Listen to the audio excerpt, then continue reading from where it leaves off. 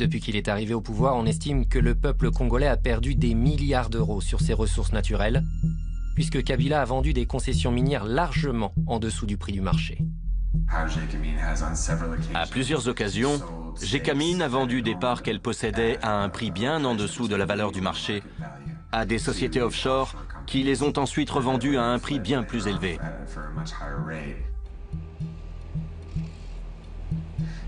L'un des marchés les plus douteux qu'ait passé Gécamine est celui du projet SMKK sur le cuivre et le cobalt, dont 50% appartient à la société minière kazakh appelée ENRC. Les 50% restants appartiennent à Joseph Kabila. Tout d'un coup, Gécamine ne possédait plus les 50% restants.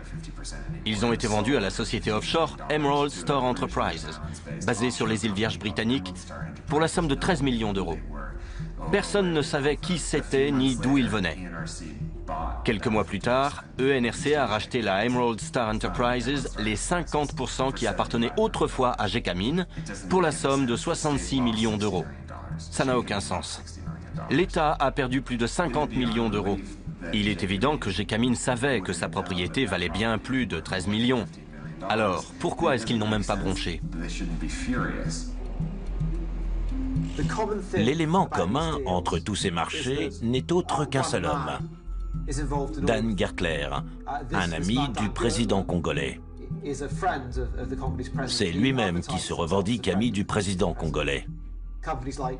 Les sociétés comme Glencore et ENRC font toujours appel à Dan Gertler. Tous les marchés passés avec Gertler fonctionnent de la même manière.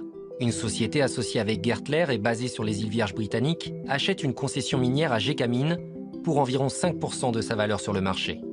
Juste après, la concession est vendue à une grosse société minière, ENRC ou Glencore, à sa véritable valeur. Cela représente une marge de bénéfice de 800%. Ces bénéfices ne reviennent pas à l'État congolais, mais uniquement aux sociétés offshore des îles Vierges britanniques.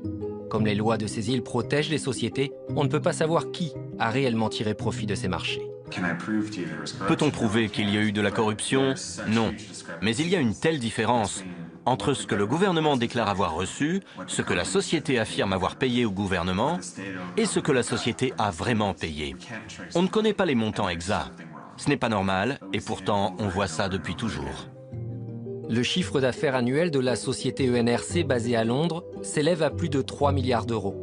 Celui de Glencore, également basé à Londres, s'élève à plus de 2 milliards d'euros. Dan Gertler fait désormais partie du classement des nouveaux milliardaires de moins de 40 ans. Combien est-ce que le Congo a véritablement perdu? Nous n'avons pas toutes les données, mais en analysant simplement 5 marchés de ce type qui ont été passés, on estime que le Congo a perdu au moins 1,2 milliard d'euros uniquement sur ces 5 marchés-là.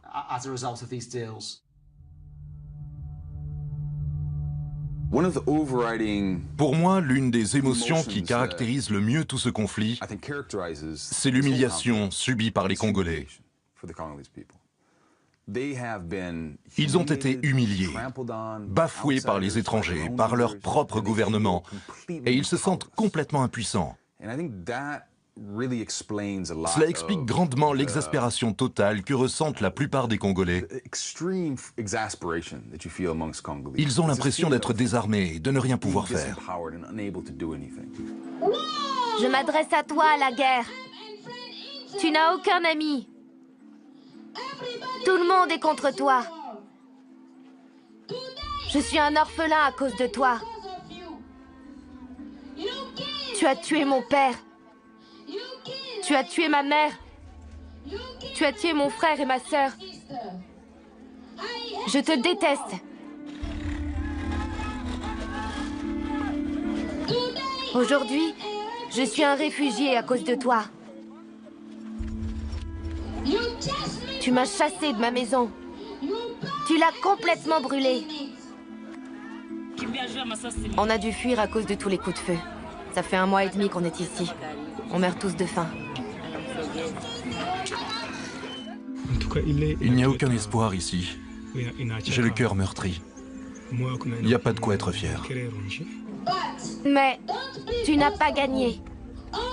Toute ma famille se bat contre toi. mon village se bat contre toi. Et le monde entier hurle « Non à la guerre! Non à la guerre! Non à la guerre !» Je m'appelle Samuel.